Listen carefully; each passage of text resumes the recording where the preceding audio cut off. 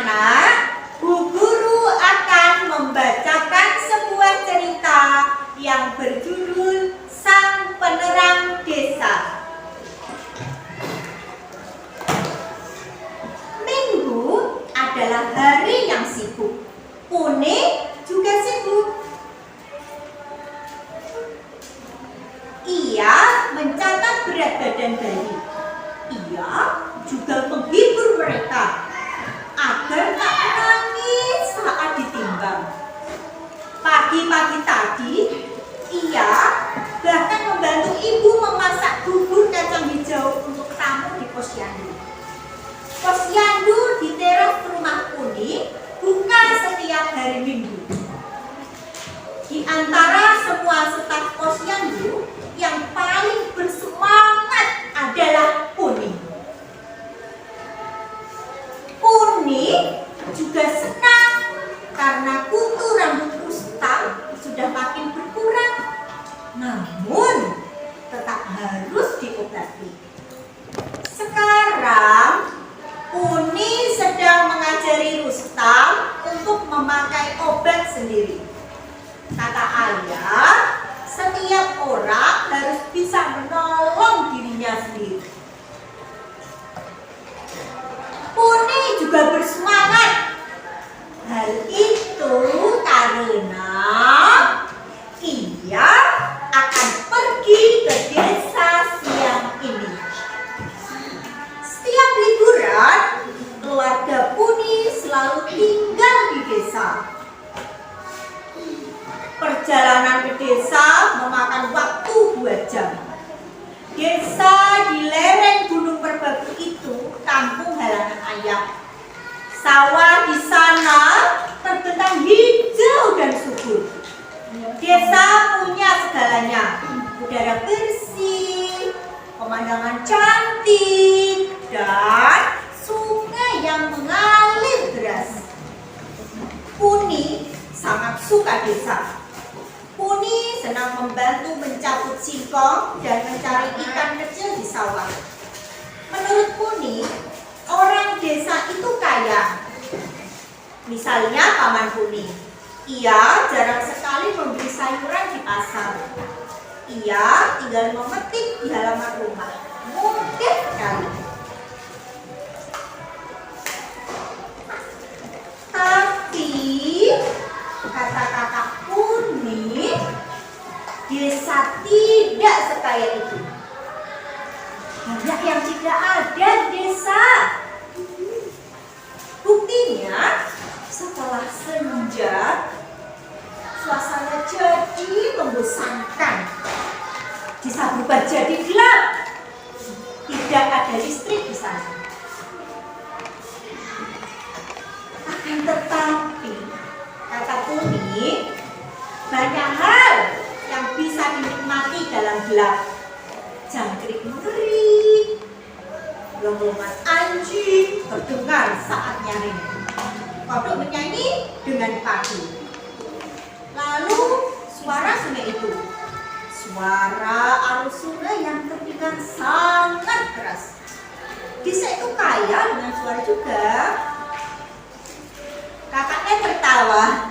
Kalau desa kaya itu, orang-orang desa tidak akan sekolah di kota.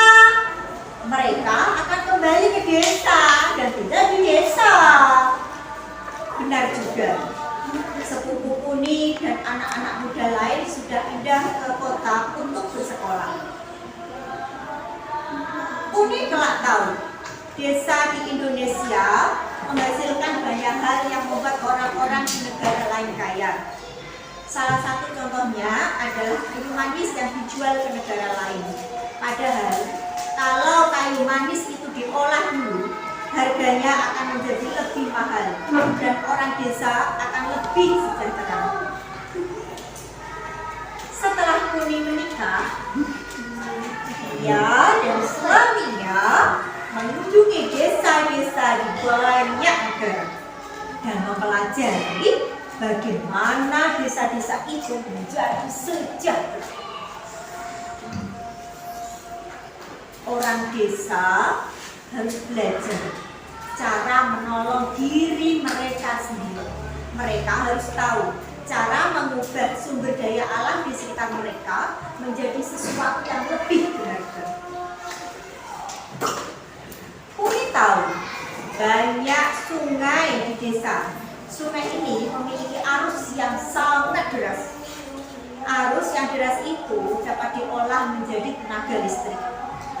Alat untuk mengubah arus sungai yang deras menjadi tenaga listrik itu bernama mikrohidro. Bersama suaminya, Puni mengajari orang desa membuat mikrohidro. Berkat mikrohidro, orang desa dapat membuat banyak hal dengan listrik. Misalnya, orang desa kini dapat menggunakan mesin listrik untuk membuat keripik buah. Selain itu, orang desa juga menjual listrik dari mikrohidro ke perusahaan listrik pemerintah. Uangnya digunakan untuk menggerakkan bisnis rumahan lainnya. Puni tidak berhenti di situ. Dia juga mengajarkan anak muda, para sarjana baru dari universitas untuk mencintai desa. Anak-anak muda itu dikirim ke desa untuk membantu mengembangkan desa. Banyak yang bisa dilakukan dengan bantuan listrik. Puni sudah meraih sebagian mimpi masa kecilnya, menerangi dan membuat desa sejahtera. Ia sudah menerangi 60 desa dan akan menerangi lebih banyak lagi. Nah, demikian tadi anak-anak cerita tentang sang penerang desa. Baik anak-anak, tadi anak-anak sudah menyimak tentang cerita sang penerang desa. Sekarang kita akan berdiskusi. Yang pertama, Puni suka pergi ke desa asalnya saat liburan. Bagaimana dengan kalian? Kalian kalau liburan pergi ke mana? Di rumah aja. Rumah nenek mungkin? Biasa. Ya, rumah mbah ya. Terus sejak kecil Puni suka membantu orang tuanya menjalankan posyandu. Apa itu posyandu? Ini kesehatan. Ya, posyandu singkatan dari Pos Pelayanan Terpadu.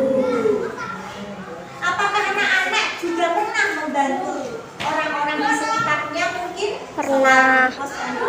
Contohnya apa misalnya anak-anak? Nandur pari terus. Misalnya gini, anak-anak pernah nggak ikut gotong royong membersihkan halaman dengan tetangganya gitu? Nah, atau mungkin membantu tetangganya memasak seperti itu. Ya. Nomor 3, Puni membantu desa mendapatkan listrik dari aliran sungai.